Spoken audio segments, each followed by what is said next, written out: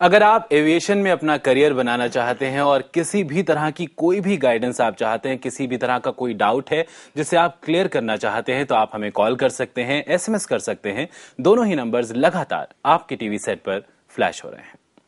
Break से लौटे हैं, कॉलर हमारे साथ जुड़ी हुई हैं, नीतू जी हैं, इनका सवाल जानते हैं। जी नीतू जी, कहें। हेलो, नमस्ते सर। जी नमस्ते सर। मैंने बीकॉम की हुई है दिल्ली यूनिवर्सिटी से, डिस्टेंस से। बट सर मेरे 49% मार्क्स थे जो कि बीएड करने के लिए पूरे नहीं है। सर मुझे टीचिंग लाइन में ही जाना है। तो सर मुझे कौन सा कोर्स में अपने आप को एनरोल करना चाहिए? बिल्कुल, क्या करना चाहिए ऐसे में हम जानते हैं। क्या कहेंगे? बीएड के लिए देखिए मिनिमम क्वालिफिकेशन है 50% होनी चाहिए। ग्रेजुएशन 49% है तो बीएड कर ही नहीं सकते हैं।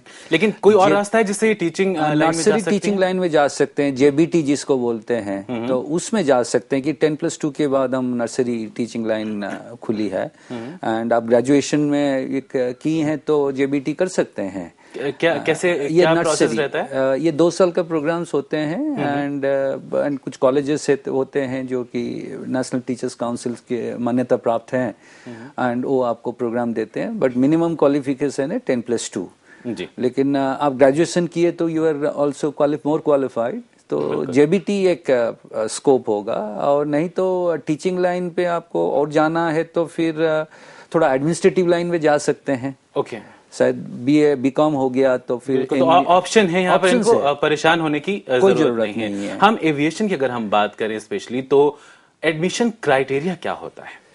एडमिशन क्राइटेरिया देखिए जी, इनकेस हम टेक्निकल साइड पे जाते हैं तो डेफिनेटली हमारा 10+2 में फिजिक्स, केमिस्ट्री, मैथमेटिक्स होनी है। नॉन टेक्निकल में हम जाते हैं जैसे कि कार्गो हो गया, कैबिन क्रू हो गया, ग्राउंड ड्यूटीज हो गया, दिस आर नॉन टेक्निकल। उसमें कोई भी स्ट्रीम चलता है 10+2, बट मिनिमम आपको 10+2 होना है। सपोज हम जाना चाहते हैं कैबिन क्रू में, एयर होस्टेस, स्टीवर्ड बनने के लिए, तो इसका जो मिनिमम क्वालिफिकेशन है इस 10+2। बट जनरली एयरलाइंस प्रीफर करते हैं स्टूडेंट जो कि ग्रेजुएट्स हैं। बिल्कुल, और जिनकी मतलब काबिलियत है, ज्यादा होगी। विक्की जी हमारे साथ फोन लाइन पर मौजूद है, इनसे बात कर लेते हैं। जी विक्की जी, कहें। हेलो जी। हाँ जी सर, मैं ये पूछना चाहता हूँ, मैंने ना बीकॉम किया हुआ है और मेरी जो बैकग्राउंड है वो कॉमर्स की तो है ही है। तो मैंने पहले बिजनेस किया था, तो बिजनेस में मैं सक्सेस नहीं रहा मेडिकल के में। जी हेलो जी जी, आपकी आवाज हम तक पहुंच रही है। तो अब मैं जानना ये चाहता हूँ, अब मैं ये कंप्यूटर्स में अपना कैरियर बनाना चाहता हूँ। कंप्यूटर्स में आप अपना करियर बनाना चाहते हैं, क्या कर सकते हैं संजीव जी? कंप्यूटर्स में बनना चाहते हैं तो पहले बीसीए क्यों नहीं किए, बीकॉम में क्यों चले गए? दैट मीन जो हम सवाल अभी डिस्कस कर रहे थे, कंफ्यूजन है, शुरू से कंफ्यूजन है।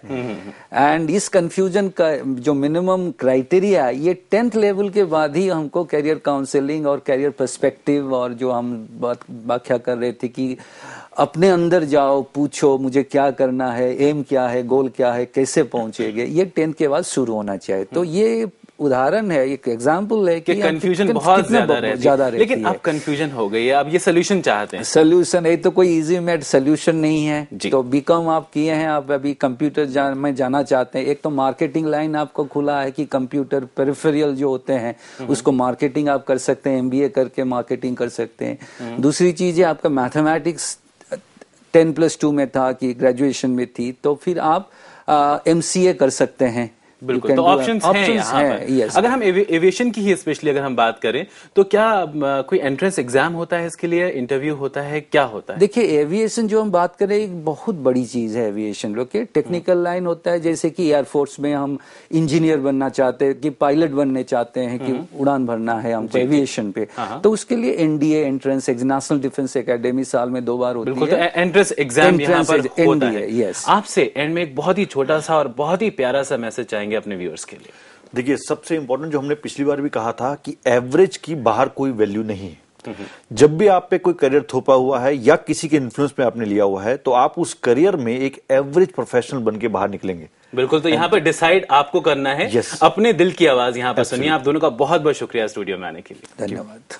तो हम आपसे यही कहना चाहेंगे कि करियर वही चुने जो आपका दिल कहे। किसी से इन्फ्लुएंस होकर आपको अपना करियर नहीं चुनना है, अपने दिल से पूछना है, अपने दिल की आवाज सुननी है और उसके बाद कामयाबी की तरफ एक कदम बढ़ाना है। हाँ,